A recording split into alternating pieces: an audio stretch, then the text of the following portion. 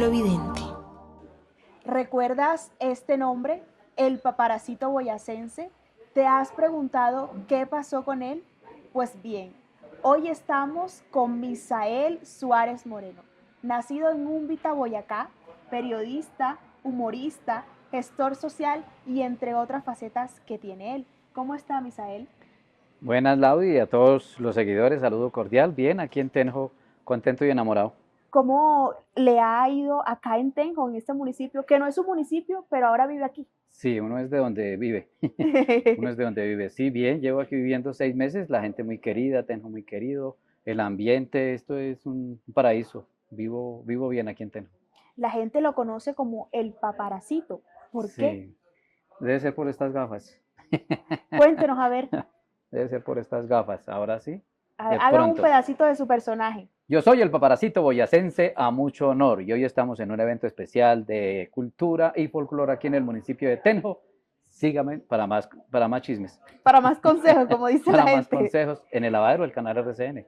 Sí. Nace este personaje que es el paparacito y poco a poco fue creciendo y se popularizó hasta llegar a ser un personaje popular, famoso a nivel nacional e internacional, el paparacito. Y que está en el corazón de todos los colombianos. Sí, sí, me he dado cuenta, a pesar de que hace 10 años no estoy en la pantalla grande, pero he estado con otro personaje en las redes sociales.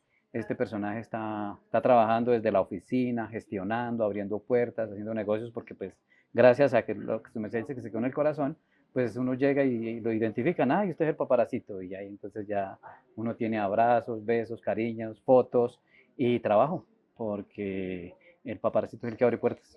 Claro, y detrás de ese personaje tan querido hay un hombre de Boyacá, un hombre campesino, forjado a pulso, resiliente también.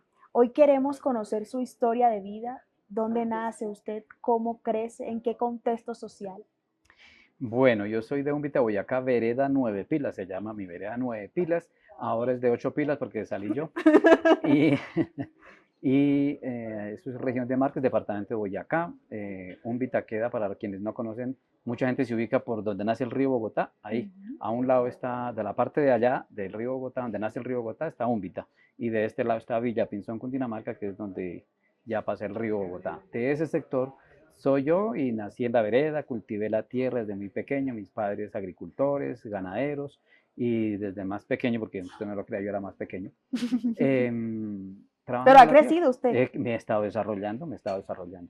Y trabajé la tierra y desde pequeño el sueño de la radio y la televisión siempre me gustó, porque mi papá tenía un radio y mi papá era muy ¿cómo se llama? Escuchar Sí. su radio, tenía emisoras ahí de su preferencia y entonces de pequeño yo miraba y yo quería mirar ese señor que hablaba ahí, como hablaban en esa ¿De época, dónde salía de ese dónde señor? salía y por dónde hablaba. Entonces, esos radios traían, bueno, mi papá les tenía esos radios antiguos, les tenían amarrado con pilas, con caucho, más adentro tiene una chapa. Entonces, un día yo desbaraté todo eso para ver en dónde se veía el locutor. Me gané una juguetera, pero no descubría el locutor, pero siempre me llamó la atención la radio. Y luego, cuando llegó la televisión, pues cuando yo fui la primera vez que llegó la televisión a la vereda, y no llegó a nuestra casa, sino llegó a de un tío que vivía como a 1 kilómetro, y me volaba a ir a mirar la televisión, y me llamó mucho la atención los programas del Chavo del Ocho, el Chapulín Colorado, Cantinflas, todo lo que era comedia y humor me llamaba la atención muchísimo. Entonces ahí el sueño de la radio y la televisión, la comunicación. Usted no descubrió el locutor que había ahí adentro, pero luego se descubre usted como locutor. Imagínese, imagínese, nosotros jugábamos, nosotros nos gusta mucho el ciclismo, como buenos boyacenses. Y con mi hermano, mi papá tiene dos fincas, digamos que una separada por una, no sé, por una hondonada, por una planicie, Ujú. y entonces al otro lado, y digamos al otro lado, yo me iba por un lado y ese era un transmóvil, esa loma era un transmóvil de RCN o de Caracol, que era lo que transmitían ciclismo, y el otro era el transmóvil número 2. Entonces yo me iba por el transmóvil número 2 y mi hermano hacía el transmóvil número 1 porque él hacía la voz de Alfredo Castro, que era el del transmóvil número 1 de Caracol. Y yo hacía la de Javier Alberto Buitrago, que era de RCN Televisión, de RCN Radio. Y entonces empezamos a narrar y nos sabíamos los comerciales y todo. Entonces nosotros narrando allá, señoras y señores de la carretera y el movimiento, que es lo importante, y narramos la salida, estamos saliendo de la ciudad de Bucaramanga, saliendo, señoras y señores, agradecimiento a la alcalde, esa gritería en esa loma y así. Y entonces me iba para el otro Transmóvil. Vamos a la carretera y el movimiento, que es lo importante. Transmóvil número 1. Alfredo Castro, conectación al aire. Que eran como ¿cómo se llama? Las frases Claro. con las que hacían las conexiones los Transmóviles en esa época en la radio. Entonces uno enamorado de esas transmisiones y sobre todo con esa emoción que le ponían esos narradores. Entonces fue, pucha, y nosotros ya hacíamos eso. Ese fue como uno de los sueños. Y el otro era irme a fiestas a mi pueblo y en un Vita entonces se presentaban las orquestas y todas las orquestas tenían un animador o tenían un presentador. Y yo no iba a mirar ni a conseguir novia ni a tomar cerveza, sino a mirar el animador, al presentador de las orquestas. Y generalmente los presentadores tienen una camisa, así como el productor que tiene su camisa especial para estos trabajos. Y entonces yo miraba a ese señor que siempre generaba una florecita, que una rayita, y yo me daba la pela de ir a los pueblos circunvecinos a conseguirme una camisa parecida para yo sentirme presentador de Sí. la orquesta. Y un día en unas fiestas, pues me gané, le llegué, estuve muy pendiente del director de la orquesta. El señor se baja y yo me le acerco y le ofrezco ¿qué quiere? ¿Qué quiere tomar? ¿Una agüita aromática? ¿Algo compartir? Y él me dice, bueno, una agüita aromática. Y tomando la agüita aromática le comenté mi sueño de presentar una orquesta. Y entonces él me dijo, pues, camine, presente el siguiente set. Y terminó el descanso y me subieron allá y me dio las indicaciones de la canción que iban a arrancar y yo presenté en ese pueblo. Señoras y señores, con ese... No, ese señor quedó contento. No, presente la otra, presente la otra. Y me dejó todo el set y no, eso fue uno de mis primeros éxitos que pues yo no me cambiaba por nadie. Es más, no cabía entre la ropa. Seguramente que no, pero antes de ser locutor, usted tuvo otros trabajos que significaron algo importante en su vida porque lo ayudaron a irse desenvolviendo. Cuéntenos de eso. Claro, bueno, está la agricultura, ¿no? Sí. Que fue con la que nací. Mi papá, pues muy juicioso con la agricultura y todos trabajando en la agricultura. Somos 9 en la casa. Soy el cuarto y todos trabajando en la agricultura. Y cuando uno entraba al colegio, a primaria, mi Ujú. papá en cada cosecha le dejaba un surco. O sea, ese surquito es para usted. ¿Y qué era eso? Que lo que diera ese surco era la plata que le correspondía a uno. Ujú. Entonces mi papá el primer surco, uno ayudaba, eso era para motivarlo a uno para que le ayudara a los oficios ahí del agro. Y el primer surco me dejó 200 pesos, fue lo que la papa gruesa y la semilla, todo eso valió 200 pesos. Y yo guardé ese billete como un tesoro grande, cada mes lo sacaba al sol, como dicen vulgarmente en el cuento, que hay que sacar la plata para que se resole. Así me tocaba a mí y cuidando ese billete. Y así ya empecé a crecer económicamente ahí, y ya después ya no fue un surco, sino ya fue una roba de sembradura, después ya fue una carga, después fueron 10 cargas, después fui creciendo hasta llegar a sembrar más de 30 cargas de papa y hacer muy buen capital en papa y tener ganado. Digamos que eso fue lo primero. Luego, cuando ya me vine para el sueño de los sueños míos que tenía también era tener un bus. Sí. Era un sueño porque mi niñez, mi niñez fue de juguetes de piedras y palos. Dentro de los juegos que yo tenía una piedra que parecía un bus. Y a mí siempre me han gustado los buses de la flota La Macarena, valga el Pero comercial. porque eran de colores. Me parecía el color, sí, son rojos con blanco, y me parecían, o sea, una cosa maravillosa. Yo veía un nosotros teníamos una visual de la carretera, y yo veía asomar el bus allá, y hasta que no se ocultaba al otro lado, yo no, como que no me entraba o no iba a hacer oficio de mirar, es tan bacano ese bus, como se deslizaba por entre las matas, como, sí, como es, Sí. y jugando con el bus que yo tenía, que parecía el bus de la Macarena, pues yo hacía eso, tan, jugando con mi bucecito ahí, así, así. Y entonces siempre tuve ese sueño de tener como un bus, siempre. Después un tío mío compró un bus, pero no de la Macarena, de la Valle, pero siempre el sueño de tener un bus. Y Y ahí, entonces resultó como auxiliar de Valle de Tenza, y ahí trabajando ahí. sí, entonces se llegó el día en que bueno, teníamos el cultivo, me fue bien en el cultivo, en la cosecha, y entonces el socio que se sembraba con mi papá, yo le dije, oiga, él sí manejaba y él allá conducía un bus allá, entonces yo le dije, ¿por qué no compramos un bus de la Macarena? Dijo, bueno, hagamos sociedad y nos venimos un día con la plata para Bogotá, para la Macarena, a conocer la empresa y a comprar el bus, pero ya veníamos, era como a hacer negocio, pues llegamos y compramos, como si fuera a comprar un naranjas. Ujú. Y entonces llegamos y el señor de la Macarena, paisano de Pachavita, Boyacá, don Rafael Sarmiento, nos atendió muy bien, nos mostró la empresa, todo, y dijo, vaya, piénselo, no compren hoy, piénselo, ahí tienen las opciones, nos dio varias opciones y nos permite, tengo un hermano mayor y me fui a quedar esa noche de mi hermano en Bogotá. Y mi hermano dijo, no, pues no compren todavía porque pues se van, de todas maneras, pues van a quedar con una deuda. Mejor conozcan la empresa y después de que conozcan la empresa, ahí sí compran. Nos pareció muy bueno y entonces ya el socio se fue para Umbita y yo me quedé de ayudante no terminé de ayudante en la Macarena, pero sí en la Valle de Tenso donde trabajé 4 años. Y entonces compró o no compró el bus. No, finalmente, ¿cómo se llama? Calmé mi ansiedad de tener bus Sí. siendo ayudante, porque pues cuando uno es ayudante el bus es como de uno, ¿no? Lo cuida, lo lava, lo protege. Entonces, si andaba en el bus, pues era mi felicidad andar en el bus.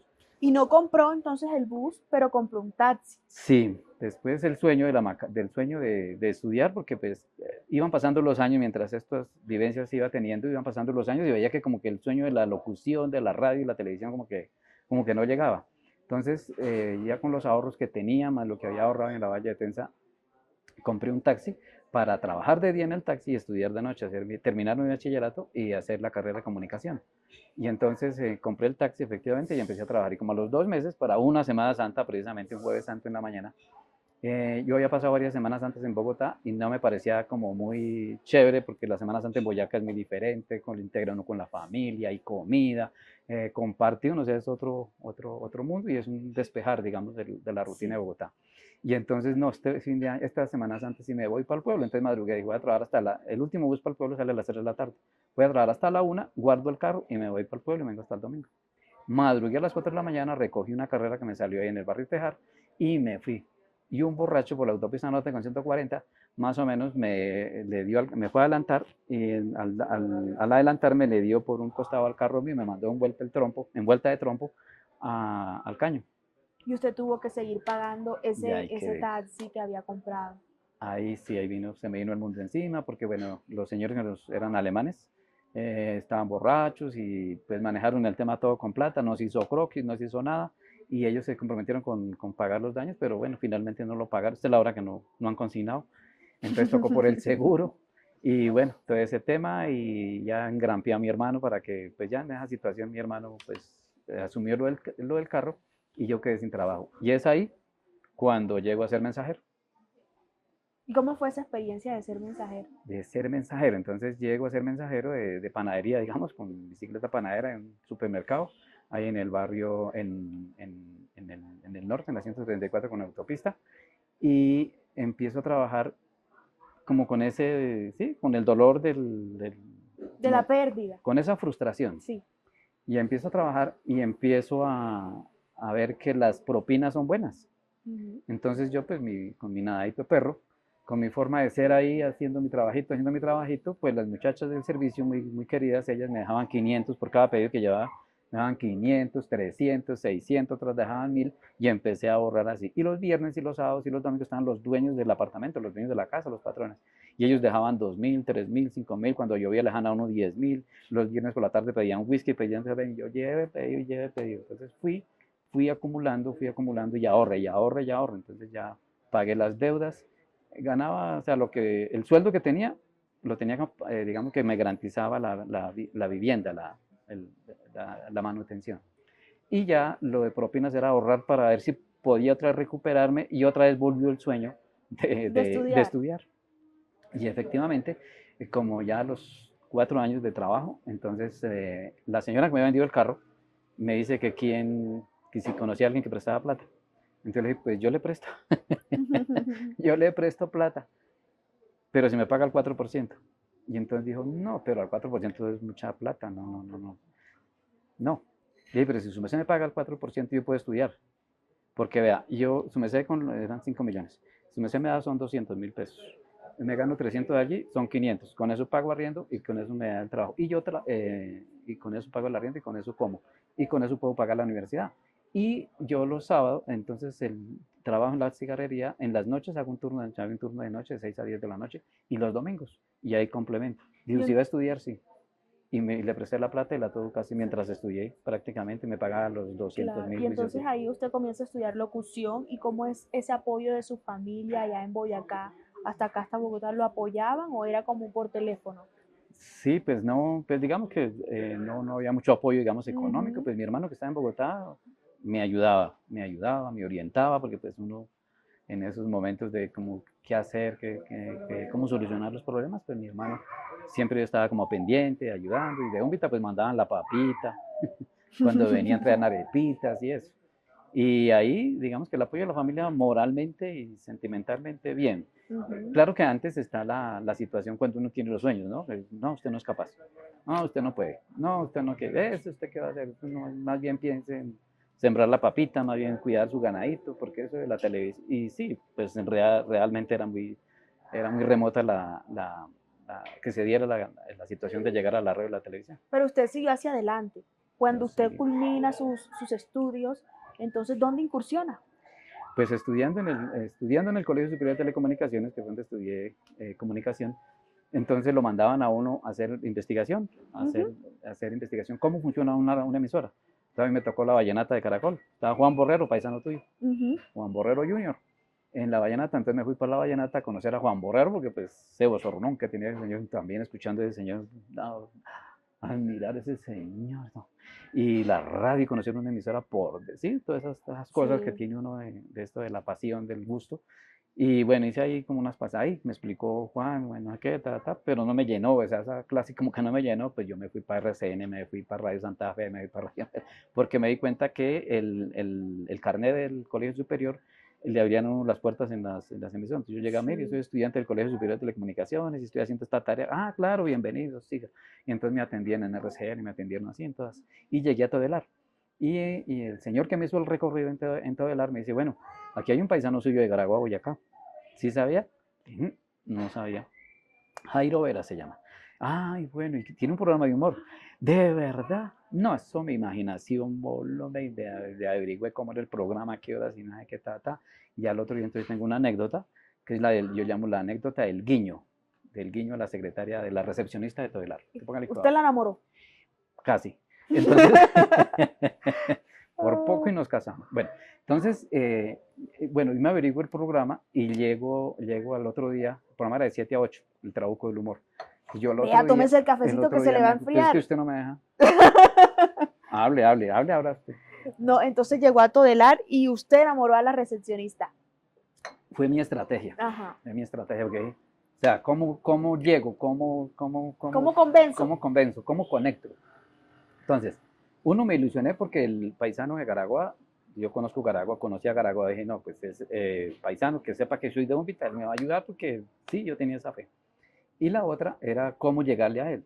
Entonces llegué por la mañana, dije, no, el programa es de 7 a 8, voy a llegar a las 7:30, llegué a las 7:30, me presenté, le dije a la recepcionista que yo era estudiante del Colegio Superior de Comunicaciones, le mostré el carnet y todo, y que estaba a buscar de Jairo Vera, pero que yo no lo distinguía, que yo no lo conocía. Y que yo quería saludarlo como si lo conociera, para generar como una confianza, Enganche. sí, como una vaina, Sí. como si lo conociera. Entonces la única forma es que yo lo pueda ver y saludar como don Jairo Vera. Entonces le dije, vea, hágame un favor, cuando baje, yo me voy a sentar allá, cuando baje el señor Jairo Veras, cada que baja una persona, yo voy a estar muy pendiente de sus ojos. Y cada persona que baje, el que me pique el ojo, yo sé que es don Jairo Vera. Y efectivamente, me quedé ahí un rato, llegaron las 8:15 y bajó don Jairo Vera, la niña me pique el ojo y pum, yo, don Jairo Vera, mucho gusto, ¿cómo me va? Ya, mucho gusto, ¿cómo está? ¿Qué más? Sí, ya, entonces se generó esa confianza. Sí. Y le comenté, mire, soy de Umbita, Boyacá, estoy estudiando en el Colegio Superior de Telecomunicaciones y me gusta la radio, qué posibilidades, sé que usted hace un programa de humor por las mañanas, qué posibilidades que me ayude, sé que usted es de Garagoa, yo soy de Umbita. Y me mira él y me dice, tiene que hablar con el productor del programa. Ah, ¿y quién es? Y un señor que se llama Nelson Neira. Ya, ahorita baja. Y se fue. Volvió otra vez de la recepcionista. Ah, a mí, por favor, ¿será que me puede picar el ojo cuando baje el señor Nelson Neira? Porque tampoco lo conozco. Y efectivamente, entonces, otra vez esperé ahí un rato y volvió la niña, me picó el ojo y ¡pum! Don Nelson Neira. Don Nelson Neira, ¿cómo me le va? No sé qué, mire, yo soy estudiante, Colegio Superior de Comunicaciones y ustedes tienen un programa de radio. Ya hablé con don Jairo Vera ya hablé con don Jairo, era qué posibilidad hay que me den la Él me dijo que oportunidad, sí, y ahora sí, que sí, me que dice hablara usted. con usted. Dijo, bueno, pues venga. ¿Y qué hace usted? Le dije, pues yo cuento chistes, y entonces yo imitaba en esa época a César Gaviria, imitaba a Alfonso López Miquelsen, a Pastrana, bueno, yo tenía varias voces, a Juan Gozaín, tenía yo varias voces que hacía, entonces me dijo, bueno, pues venga, y fue y me metió a la cabina de radio, casi me muero, porque es una cabina gigantesca la de Todelar, donde hacían las grabaciones, era como de 16 micrófonos, ¿no? Esa vaina, y yo pequeñito, que allá eso no me veía, y quedé solo en esa cabina, y Nelson y el otro al otro lado, y me pusieron allá a hacer todo el casting. Bueno, finalmente salí y Nelson dice, bueno, pues bien, pues no, pues bien, prepárese un chiste y viene y mañana y lo cuenta. Y yo fui, no, no me fui para el colegio, para el colegio superior, sino me fui para la casa a preparar el chiste y el personaje. Y fui, hice, bueno, grababa, yo tenía modelos de imitación a Guillermo Díaz Salamanca, a, a ¿cómo se llama? A Vargas Bill. Eran como mis voces, mis imitadores que yo tenía como que seguía y que con los cuales yo también hacía el entrenamiento. Bueno, ¿y será que lo puede hacer ahora acá, Y como me fui a ese hacer. día lo hizo allá? Entonces, sí, entonces llegué yo a la casa, Vea, entonces pero se tiene que quitar las gafas yo porque esas tenía gafas son del estas paparacito. son del paparacito, Sí, esas son son las especiales del famosas, son las paparacito. famosas, Sí. estas son las cédulas. Entonces llegué yo tenía una grabadora de periodista, no sé si usted conoció esas grabadoras, que eran de Que eran, cassette. no, esas no me No, son tocaron a ya mí. más modernas, Sí. más joven, claro, claro. Había unas grabadoras que eran como unos radiecitos pequeñitos, Ujú. que solo cabía un cassette, no sé si de pronto los que nos siguen, los cassettes que eran de cinta y se ponían ahí a las grabadoras. Y a esa grabadora de periodista se le colocaba el cassette y tenía los botoncitos para grabar. Ujú. Y entonces era todavía no sé, algunos periodistas por ahí tienen esa grabadora. Y entonces esa era mi mano derecha. Entonces llegué, coloqué, me conseguí ahí en la casa y en los vecinos me conseguí, habían unos libros gordos, Ujú. habían unos libros gordos de páginas amarillas. Sí. Y entonces yo lo que hice fue arrumarlos unos sobre otros para que me hiciera eco, para que me guardara y la voz no se me, era como mi idea, que la voz no se me fuera, sino que quedara encajonada ahí y poder hacer las voces para que la imitación quedara bien. Entonces organicé todo eso, coloqué la grabadora y empecé, por ejemplo, César Gaviria. Entonces yo decía, ciertamente el gobierno de la apertura económica y podemos seguir así porque la señorita Colombia le fue bien en Francia. ¡Ah! Sí, y entonces yo Y lo y cogieron. así ensayaba así. Y don Sí. Juan Gosaín, este, por ejemplo, a ver, saludo cordial desde la Torre Sonora a esta hora de la tarde, las noticias, los radiosucesos de RCN y así, entonces yo lo hacía, sí. Y entonces yo tenía, por ejemplo, Andrés Pastrana, claramente Nora, los niños y yo, la apertura económica, todas las cosas así. Y entonces listo, y salía de eso y me escuchaba. Y escuchaba el referente que tenía la voz de Guillermo Díaz. Y se parecía así. Y bueno, lo cierto es que preparé esa. Entonces, bueno, había un periodista que llamaba José Fernández Gómez. Había un noticiero que llamaba Noticiero Nacional. Y José Fernández Gómez era un español que vivía en Colombia, creo que todavía vive en Cali. Y entonces don José Fernández Gómez decía, buenas, buenas, buenas, buenas, ¿cómo les parece? ¿Cómo les parece? Y él contaba así la noticia. Y entonces, bueno, yo también lo grabé. Y me fui al otro día juicioso, ¿sí? Así con 4 hojas de apuntes. No, el programa va a ser mío. Ujú. Y entonces llegué yo allá a Todelar y llegué allá a subir. Nelson Neira es no, el de También Caerás, Varela, el Ajá. que ha hecho de Varela, él es Nelson Neira. Y entonces llegué allá y llegué y Nelson, entonces dijo, bueno, a ver, trajo el chiste. Y empecé yo con mis chistes, dijo, no, pero el chiste es muy largo, el chiste no hay qué, el chiste no hay qué tal. Cuéntese aprendas este y cuéntame uno cortico. Cuéntelo. A ver, con Juan Gosaín, no gustó. Con Gaviria, no, tampoco. Con Pastrana, no. Dijo otro. Le dije con José Fernández. Dije, buenas, buenas. Dijo, ese. Y a partir de ahí ya se llama José Gozón, don José Gozón. Usted iba a decir con José Gozón y arranca. Y pues, metieron a la cabina y la madre. Hoy un estudiante del Colegio Superior de Comunicaciones de aquí en Todelar nos acompaña. Es don José Gozón. Y arranqué yo, buenas, buenas, buenas, buenas. ¿Cómo les parece? ¿Cómo les parece? Y conté mi chiste. Bueno, y además entonces de Y ahí José, duré 6 meses trabajando con ese chiste, iba todos los días a como contar un chiste, haciendo prácticas. haciendo prácticas todos los días, un chistecito. Bueno, entonces en su trayectoria tiene además diferentes personajes como el Paparacito, Pelotú, Sancho Panza, Atisbe, Botones, del Lavadero, ahora tiene el campesino youtuber, entre otros. Pero hay alguno en específico que usted dice, este va más con mi personalidad, de pronto puede ser el campesino. Sí, claro, el campesino por esencia, por esencia, por lo que soy, por todo. El campesino creo que es el que más me representa, aunque todos tienen algo de mí. El paparacito, por ejemplo, la picardía, la malicia, la coquetería, lo simpático, lo galán, porque gracias a ese galán fue que llegué en la televisión. Entonces el paparacito tiene pelotú, Lo elegante lo también, elegante, claro, el claro. porte. El pelotú, imagínense, la ternura, el pelotú es mera ternura, tierno, inofensivo. El botones, que es escarbando, buscando, queriendo encontrar cosas más. Y el campesino, sí, que en este trabajo que estoy haciendo en estos últimos meses, que la situación, digamos que ha venido un cambio y el campesino con el rechazo que tiene, el campesino, digamos que la gente no valora al campesino por lo que él hace, por lo que él aporta a la vida. La gente no lo mira como eso, la gente mira al campesino como algo despectivo, como algo, sí, como un ignorante, como un sucio, como una persona, o sea, como que no es un ser humano que mereciera un trato, que mereciera un respeto. Entonces existe como ese trato despectivo y es el que yo estoy, digamos, Rescatando.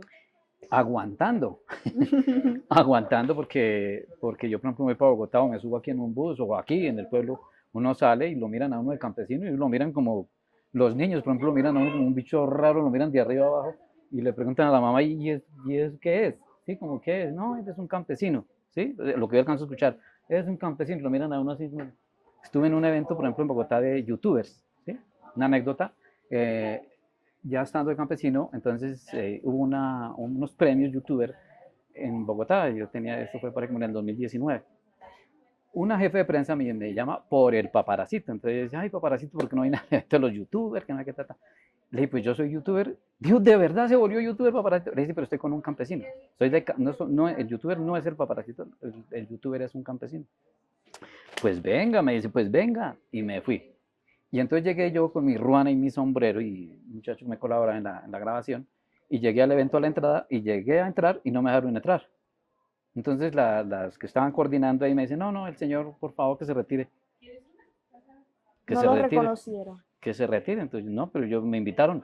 ¿Y quién lo invitó? No, no, no, por favor, retírese. Entonces, bueno, yo me retiré. Y fui y hice la fila otra vez. Y otra vez volví y llegué ahí. Y entonces otra vez llegué, señor, por favor, ya se le dijo que se retire, que esto no es un evento para usted. Le dije, pero si yo soy youtuber, ¿no? ¿Youtuber usted? Sí, señor, yo soy youtuber, pero aquí no puede entrar. Bueno, volví, di la vuelta y volví a la fila. Y otra vez llegué. Y entonces, no, que por favor, ya de mal genio. No, por favor, no, señor, no insista. No, señor, no. Entonces ya llamé a la jefe de prensa. Le dije, Laura, imagínese que no me dejan entrar. ¿Cómo? Dije, ya he estado 3 veces en la fila y no me dejan entrar. Dijo, ¿cómo así que no me van a entrar? Ya voy para allá. Y llegó ahí. Bueno, ¿por qué no me dejan entrar, paparacito? ¿Y quién es el paparacito? Pues ese campesino que está allá. Qué pena, señor. Qué pena, señor, pero pues no sabíamos que era el paparacito, no sabíamos que era el invitado, no sabíamos que no sé qué cosa, y me dejaron entrar. Y adentro, pues claro, imagínense el campesino, su ruana, su sombrero, con la imagen que tiene el campesino, pues nadie va, ¿sí? Entonces yo hice un contenido del mundo del campesino, digamos, desde mi punto de campesino como hombre de campo de vereda, en un evento como de esa evolución de generaciones, Moderno. de moderno, de gentes con argollas, con qué pintados, con collares, con qué más cosas, sí. Estaba ahí empezando Jefferson, Jefferson Cosi. Jefferson Cosi, entonces él tenía penes, tenía no sé qué testículos, tenía una cantidad rara. Vea, y de todas esas experiencias que usted ha tenido en el mundo del espectáculo y Eso es para entretenimiento. decir la cantidad de rechazo que hay frente al campesino. Sí, señor Misael, y de todas esas experiencias que usted ha tenido en el mundo del espectáculo y entretenimiento, en radio, en televisión, programas tan reconocidos como El Lavadero o en Caracol, ¿cuál ha sido la que más le ha gustado? Todas, todas, porque pues es un sueño, ¿no? Esto es un sueño, esto que estamos haciendo, me gusta, todo esto me gusta, todo eso me fascina, porque pues estoy cumpliendo mi sueño. Entonces, trabajar, yo pues, en televisión inicié en Sábados Felices. Entonces, mi primera vez, yo duré casi un año haciendo casting allá para ir a contar mis chistes.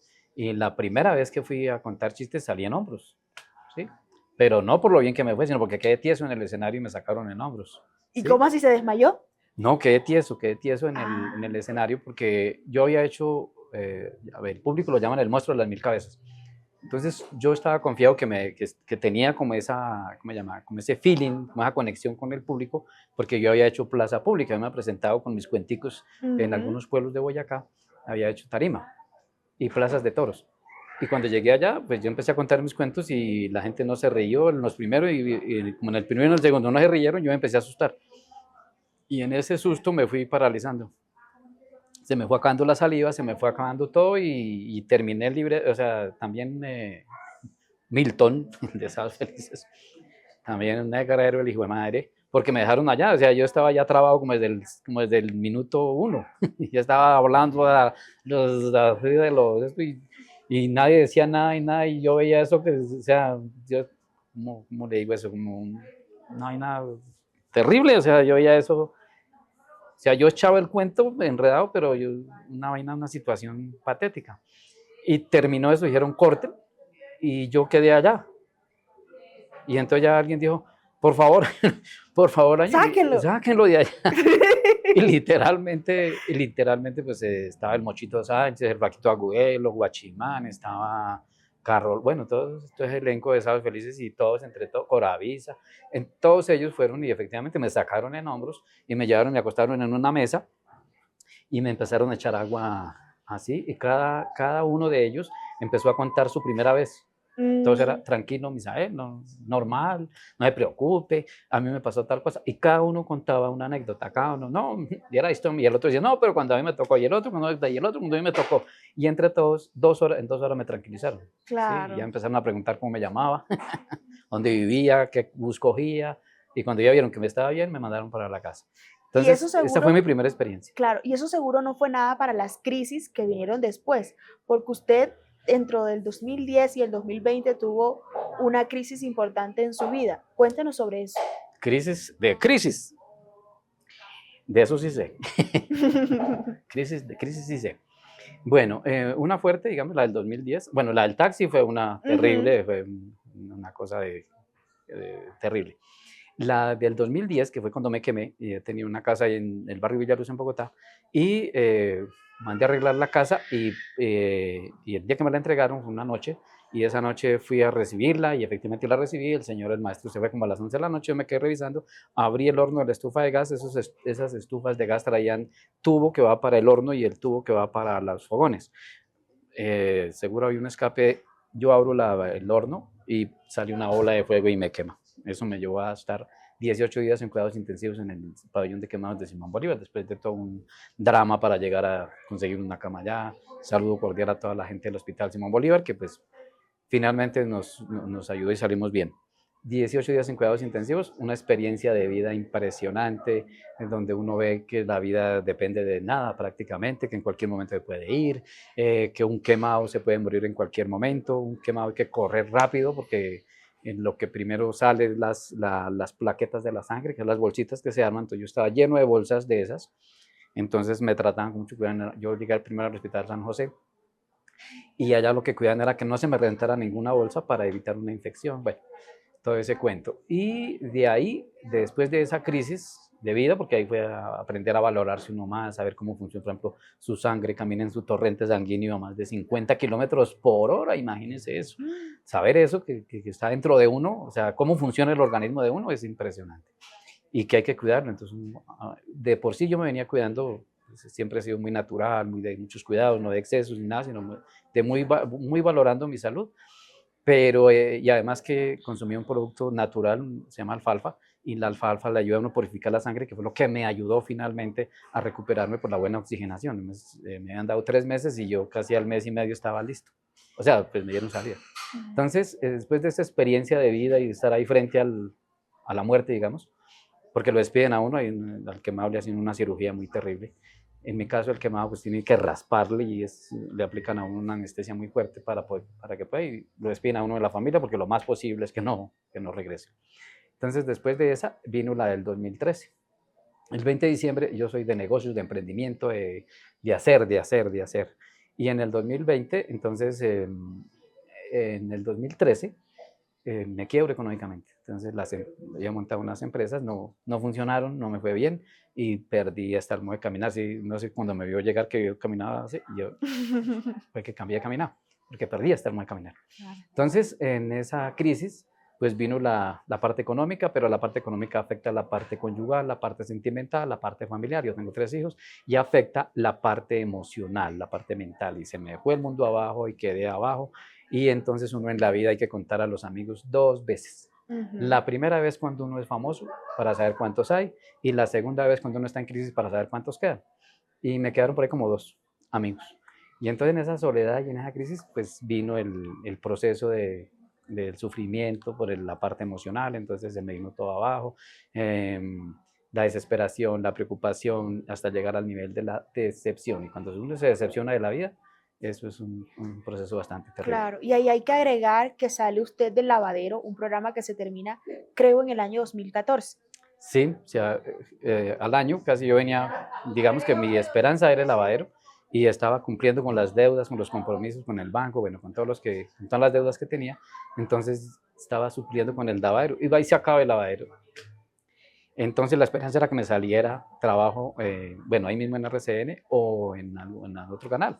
Efectivamente, pues yo, después de que hice la gestión en RCN y no se logró salir ahí, nada, entonces me fui para Caracol. En Caracol me atendieron muy bien, hice casting, los compañeros, los amigos, los comediantes, todos muy bien. Y es un programa que llamaba La Fila. Y en La Fila con los paisas, ¿cómo me llaman? Los trovadores, con Salpicón y con todos ellos, pues bien. Y me fue bien pero esperemos a ver cómo lo podemos. Esta es la hora que se acabó. Ahora todavía no lo han llamado. No me han llamado, no me han llamado. Revise a ver si lo llamaron. Quería ver. Bueno, y Igual después, me pasó con Canal Capital, con City TV, con el Canal 1. En el Canal 1 llevé una propuesta, pero finalmente después de casi 8 meses de estar gestionando, en radio, en RCN Radio también estuve haciendo casi, pero ni en radio ni en televisión me salió nada. Entonces toda esa vaina me llevó a empeorar la crisis. claro. La crisis. Y entonces en esos años usted comienza a buscar respuestas sobre sí mismo, sobre Sí. cómo sobrevivir. Entonces viene el proceso cuando uno va quedando solo, entonces le toca hablar con uno mismo, porque uno tiene a quien contarle, porque ni para tomar una cerveza hay para uno desahogarse, entonces me toca a mí mismo. Y en ese sufrimiento, entonces empecé a investigar por una frase que tenía mi mamá, que un día yo le dije a mi mamá, mamá, no sé por qué me hizo tan pequeño. Entonces mi mamá dijo, no se preocupe por eso, lo importante es que se pueda mantener. Además que el que está con Dios le va bien. Y esa frase, el que está con Dios le va bien, entonces ya yo no estoy con Dios, porque pues no me va bien, no me fue bien, o sea, me estaba yendo bien, pero vea que no me va bien. Claro. Y empiezo a investigar, entonces, ¿quién es Dios? ¿Cómo funciona Dios? ¿Será que es que Dios trabaja de lunes a viernes nomás? Y yo rezándole los sábados y los domingos, y yo pidiéndole los sábados y los domingos, de pronto está muy ocupado. Y 7.000 millones de personas que tienen que atender al Señor, no. Entonces yo empecé a hacer todas esas conjeturas y decir, no, ¿cómo funcionará? Porque si es Él el que nos da eso, pues entonces, ¿cómo funciona? Y me empecé a investigar. Tengo que dar hasta las oficinas y el horario en que trabaje, y me fui en ese mundo de la investigación y encontrando a mis hijuemil preguntas, y buscando, ¿cómo es? A mis hijuemil preguntas le encontraba hijuemil respuestas. Y poco a poco, ya llegué el por qué yo y el para qué y todas esas cosas, y empiezo a investigar. Y entonces ya me meto en la investigación, y es la investigación la que empieza como a confortarme, ¿no? Como a decir, Sí. es que esto funciona así, es que esto funciona así, y empiezo a entender un poco más, y ya llegó el día, yo duré casi un año llorando y sufriendo y desesperado y gritando, bueno, una vaina terrible, y entonces ya llegó el día en que tocó ir a mirar para abajo, tocó ya de la decepción, de la preocupación, estuve mirando el abismo, pero pensando el por qué se llega a eso, a ese punto. ¿Y cuál era ese abismo para usted? Ese abismo era un puente. Ese abismo era en la vida real. Yo paraba en un puente mirando, pensando en el suicidio. ¿Y lo intentó? ¿Cómo es? No, ya estaba pensando. ¿Ya? Me fui a un abismo a mirar eso, a pensar. O sea, es impresionante. Para esa semana anterior en Chía, había sucedido una tragedia de una señora que se envenenó y envenenó a los hijos. por la crisis económica. Entonces yo decía, entiendo a la señora, porque hay momentos en que, o sea, no hay salida, ¿sí? No hay, ¿qué hago? O sea, no hay Claro. y ella, pues ella sí actuó. Yo me fui a pensar, o sea, ¿qué pasa con eso? O sea, vivir ese momento, o sea, llegar a ese punto, porque no hay alternativa, o sea, no hay salida. Entonces, bueno, me fui allá y pensando en todo eso, entonces me puse a ¿me llama? A sacar conclusiones. ¿Qué pasa si me lanzo? ¿Y qué pasa si no me lanzo? Entonces, si me lanzo, una cantidad de situaciones. Y si no me lanzo, ¿qué pasa? Entonces dije, pues si no me lanzo no pasa nada. Claro. Porque pues a los que les debo van a decir, bueno, no nos va a pagar, pues lo matamos. Ah, ahí está la solución. Y no lo hago yo, sino lo hace otra persona. Y entonces me devolví. Y en esa de vuelta, eso me llegó una cantidad de información, eso fue ahí en Bogotá.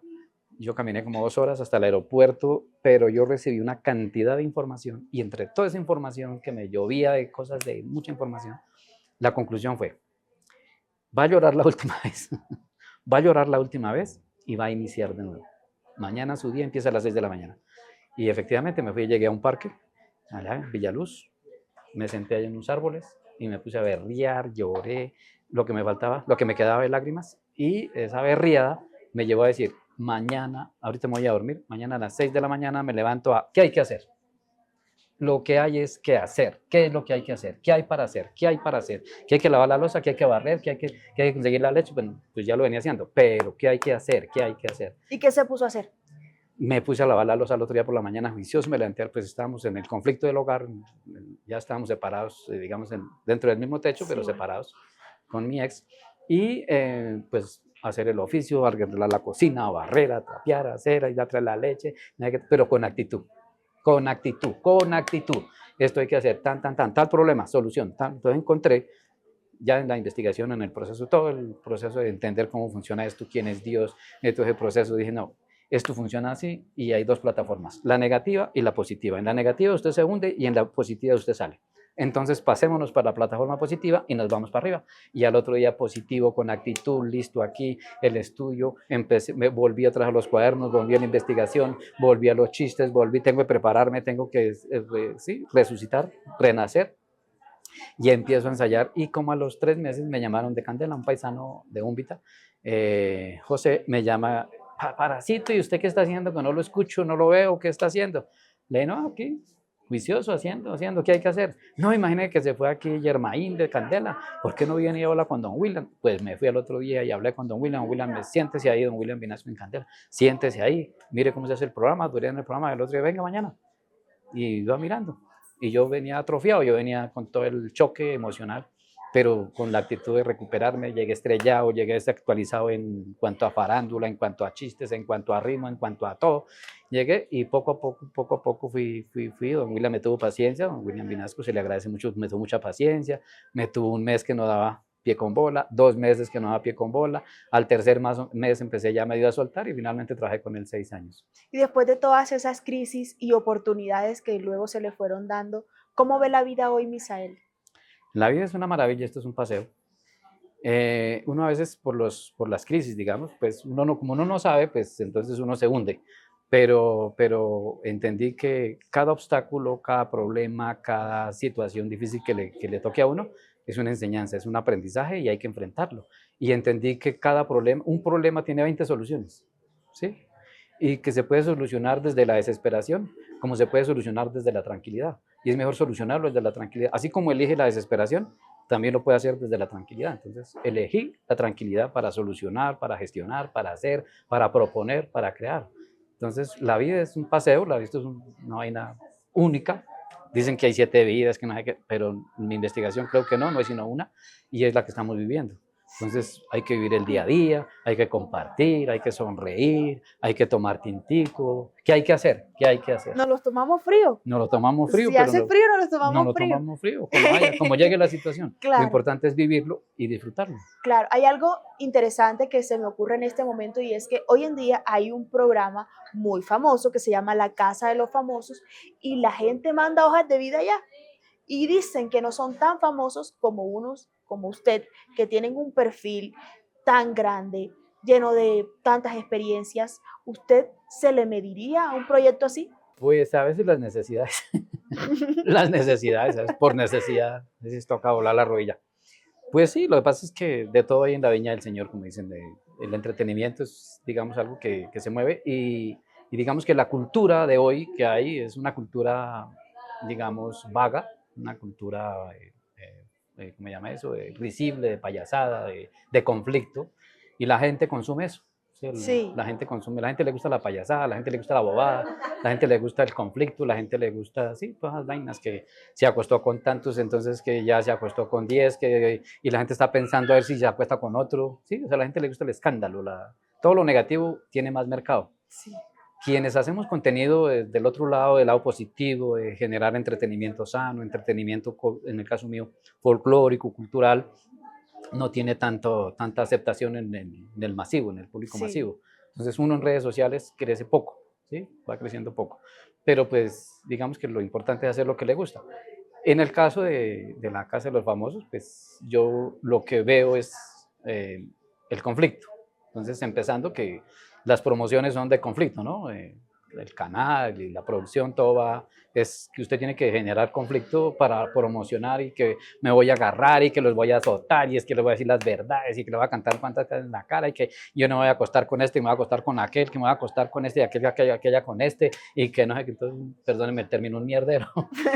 Entonces, en ese, digamos que eso es un mierda, pues digo yo que hago parte de lo positivo, pues bueno, yo participaría, pero pues habría que mirar y qué parte positiva podemos aportar y pues sí, pues hay que vivir entre lo bueno y lo malo. Y si de pronto lo llaman, Pues habría que mirar, sí, no hay que descartar porque pues de todas maneras hacemos parte del espectáculo, hacemos parte del folclore, digamos, y si podemos aportar desde allí, podemos generar algo positivo, pues bien, y si hay que aportar algo negativo, pues también, porque pues, todo es válido y todo sirve en este proceso. sí, Misael, leyendo Su alma de niño, usted es muy apasionado, trabaja por pasión. ¿Qué consejo le diría a usted a aquel comunicador, periodista o humorista que de pronto no le encuentra sentido al espectáculo que se hace hoy en día para que siga adelante? Uno, pues que se acepte, que se acepte, uno, pues asumir responsabilidades, ¿no? Que hay que asumir las responsabilidades porque pues la vida depende de yo, digamos, de mí. Si tiene un sueño, nosotros estamos gobernados por energías, ¿sí? Aquello que dicen cuando dicen que hay un destino, que estamos destinados a algo, sí, estamos destinados a algo porque tenemos unas energías que nos gobiernan. Entonces está la energía de la intuición, ¿sí? Está la energía del instinto, que es la que lo empuja, esa energía que lo lleva a uno ahí, lo va empujando, lo va salvando. El instinto es una energía maravillosa, es la que lo mueve a uno, pero está la energía del gusto, del deseo, ¿sí? Entonces yo le pregunto, ¿su merced en algún momento le gustó esto de la comunicación? Claro, obvio. ¿Sí ve? Entonces es una atracción. Entonces, por ejemplo, aquí hay alguien que le gusta la fotografía y todo lo ve en fotografía y eso, todo lo que es le gusta la fotografía, ¿cierto? Entonces eso es lo que debe buscar, es lo que debe gestionar, hacer. A otros les gusta la química, a otros les gusta la medicina, otros, ¿sí? Cada ser humano tiene unos gustos diferentes y eso que está allá, que les gusta en el fondo, digamos que yo digo que para saber si le gusta, si usted trabajaría gratis como periodista. Yo he Un trabajado año. toda la vida gratis como periodista. Yo he trabajado por amor al Eso. arte. Entonces es cuando uno dice, me gusta, ¿por qué? Sí, Porque no estoy pensando en la plata, no, yo quiero, pero en mi caso, por ejemplo, yo quería que me dieran la oportunidad, yo no voy a sí, preguntar cuánto me pagan o qué hay que hacer para poder trabajar, para cuánto hay que producir, digamos. sí. No, a mí lo importante era que me dejaran el micrófono, con el micrófono yo sabía que era ¿cómo se llama? Mi placer, mi satisfacción poder transmitir por lo que hago aquí, por ejemplo, a mí que el señor alcalde me diga qué hay que hacer y yo voy y grabo. Y yo hago allá mi historia y me invento, creo, investigo, hago cosas, pero estoy haciendo lo que a mí me gusta. No, pero es que el presupuesto del municipio, eso el señor alcalde mire a ver y trabajemos, ¿sí? Es importante es poder hacer, poder generar y poder aportar de una u otra forma. Entonces si les gusta, lo que les guste, ahora, hay veces lo que a uno le gusta no se le da cuando quiere, porque pues tiene que hacer, como en mi caso. Me gusta la comunicación, pero fui ayudante. Para llegar a la comunicación fui agricultor, fui ayudante, fui mensajero, Auxiliar de bus. auxiliar de bus, o sea, hay muchas cosas que hacer, pero el sueño está, entonces es búsquelo, que una cosa lo va llevando a la otra. Nada, todo tiene un inicio, un desarrollo y un final, todo. Y una cosa genera la otra. Entonces proponga, trabaje juicioso, sea responsable y produzca, identifique y hágale. O sea, no hay alternativa en lo que sea. Si le gusta la comunicación, hágale. Pues si le gusta eso, pues hágale. Eso sí, me llama en lo posible, en lo positivo, ¿no? Pero si es de lo negativo, el mal ejemplo también sirve. Señor Misael, preguntas cortas, respuestas cortas. Uy, uy, uy. Bueno, una comida típica boyacense favorita. Uy, a mí me gustan mucho los derivados del maíz. Las arepas, aquí en Tenjo hace 8 días se realizó el concurso del grano de oro. Eran ¿Sí? amasijos, no. Eso yo se me hacía agua a la boca comiendo. Además que haciendo el programa todo le dan la prueba a uno, le dan el bocado, entonces esa es una de las satisfacciones. Los amasijos me gustan mucho. Aquí hay un sitio muy bonito, uno de los amasijos muy deliciosos aquí en Tenjo. El Palacio de las Golosinas se llama. Muy buenos los amasijos. Bueno, aquí hay tres, cuatro típicos, ¿cómo se llama? Ancestrales, de mucha historia y además que conservan mucho de las recetas de la abuela. Algo que me gusta es la papa tocarreña con carne asada. Uy, qué delicia. Yo no he probado eso. Papa tocarreña, una delicia. Bueno, con ajicito. ¿periodista o humorista? Ay, verdad que son cortas. Las dos cosas van de la mano porque el periodismo lo lleva uno a la investigación, a averiguar, a estar ahí pendiente de las situaciones y el humor para transmitirlo. Mis comunicaciones van enfocadas a transmitir con humor. Debe tener algo, mis contenidos deben tener algo que le sirva a la sociedad, que le genere una experiencia, que le genere una enseñanza y además que me salga divertido. Entonces mi lema es comunicamos con humor. ¿El mejor compañero de trabajo que ha tenido? Pues yo he trabajado con mucha gente y muy buenos todos, muy queridos. Pero digamos que en mi crisis encontré a un señor Felipe Pavón, Piquiña, que fue mi paño de lágrimas en mi proceso y montando una obra de teatro. En mi crisis montando una obra de teatro fue mi paño de lágrimas, que no montamos la obra de teatro finalmente porque la lloradera no dejó hacer la obra, pero eso fue el pretexto para poder desahogarme.